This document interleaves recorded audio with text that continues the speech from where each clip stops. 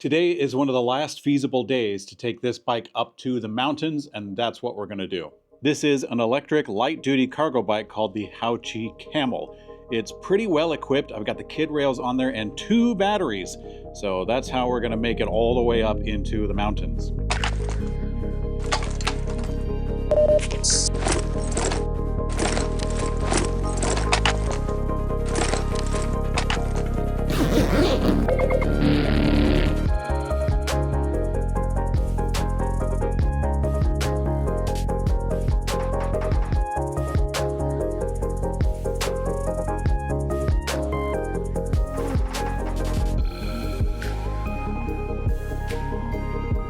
We have made it to our first stop. In the back area, that's where Sweet Pea has been sitting, right here.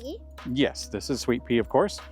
She's been sitting here, and we have the backrest strapped on here with our coats behind it.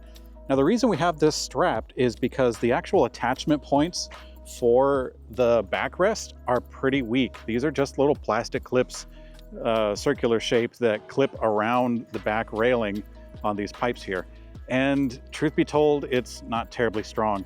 I've taken Sweet Pea to school with this bike, I think twice so far, twice, and we use the backrest for it.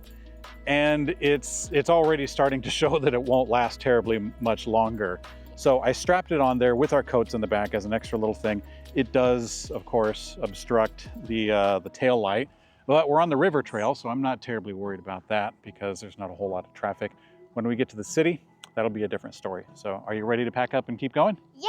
All right, let's boogie.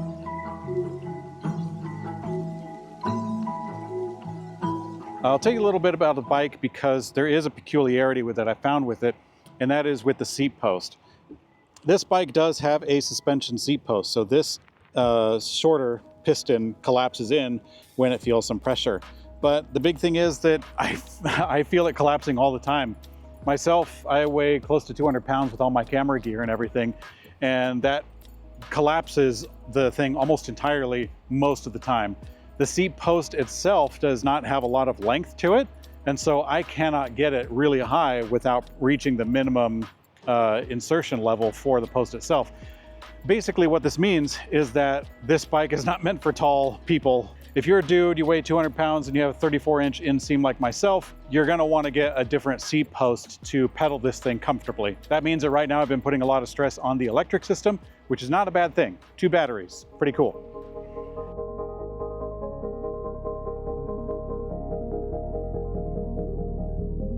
So we made it to the interchange where there's a lot of trains and automobiles and freeways and everything. And we are sitting right here on the edge of the light rail tracks. When one of these comes past, we're gonna feel it and it's gonna be a little scary. So we're gonna wait here.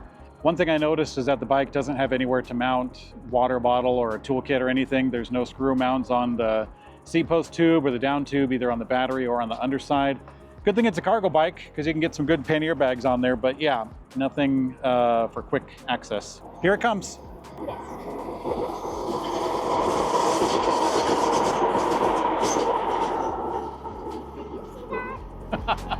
That was fun. I think my wife would not be happy if she knew that I was sitting around watching my daughter run from one side of the rail tracks to the other, because that's what you're doing. Isn't that right, Sweet Pea? Yeah. All right, we've been stopping a fair amount, but now we're just gonna blitz ahead. So it's gonna be a little while before our next camera stop. The battery doesn't show any signs of slowing down quite yet. So long as we can get to the top, we'll be fine, because we pretty much roll all the way downhill. So let's go.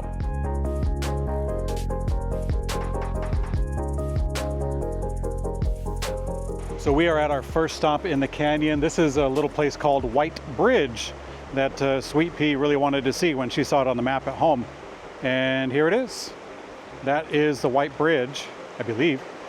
It's a bridge that appears to be pretty old. I don't know, maybe it's 80 years old? I'm kind of tired. I'm doing a lot of legwork to get here. And the bike is really a cause for that. With other bikes, you could probably throttle all the way up here if it had a little more juice into it, but the motor output definitely requires me to put some leg power into it. We are climbing up a canyon road, so I mean, this is a pretty, peculiar, or some would say extreme use case.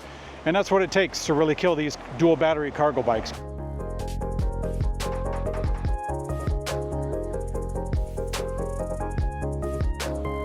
We have made it to the top of Mill Creek Canyon, something that we've never done on a bicycle before. We made it up here about 30 miles from our starting point, and I don't know, probably like 7 miles on that grueling climb.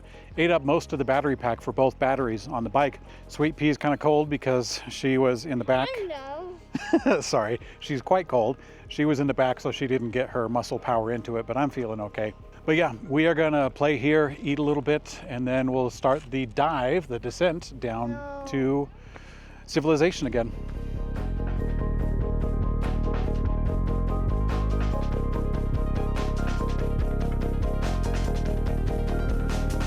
So we are back home safe, and it is a few days later. We really did enjoy our 7.5-hour excursion, which ended up being about 58 miles in total. After we descended the mountain, we rode through the city, and on our way to the suburbs, the Haoqi Camel died. The 2 batteries were simply worn from too much load over too much time. I had to manually pedal home myself, about 3 miles at the end of the trip. Now, it's not terribly surprising considering that we carried an adult and a child passenger all the way up the mountain and back and halfway through the valley. But what is surprising was how difficult this bike was to pedal without any electric assistance. I mean, it is a heavy bike, and that's not front page news, but earlier I did note that the suspension seat post was too squishy, causing difficulty in pedaling. At that time, it seemed like a mild discomfort, but later, after the battery died, it was much more critical. Now, I really curse my decision to be so lax in pedaling when we started off our journey because I paid that price later on. But on top of that, the bike has a very low or narrow set of gearing, a single speed in the front, and a 14 to 28 tooth 7-speed in the back. Now, with the battery pack being dead, this basically means that the easiest gear for me to pedal was still very hard, and also I couldn't mechanically build up any speed on going downhill. So even though it's sadly common for electric cargo bikes in this price range, that single component selection became a major pain point on my ride. Now, it's not the end of our journey with the Haoqi Camel. As before, I took my daughter to school several times after the trip, and also I took both my kids out around town a few occasions. For basic trips like these that aren't literally scaling a mountain with a death wish for the battery, then other budget cargo bikes like this one are a ton of fun. It can easily replace car trips for basic errands, which is most of our life, and in many cases it's actually a lot faster. And you've made it this far in the video, and I sincerely thank you.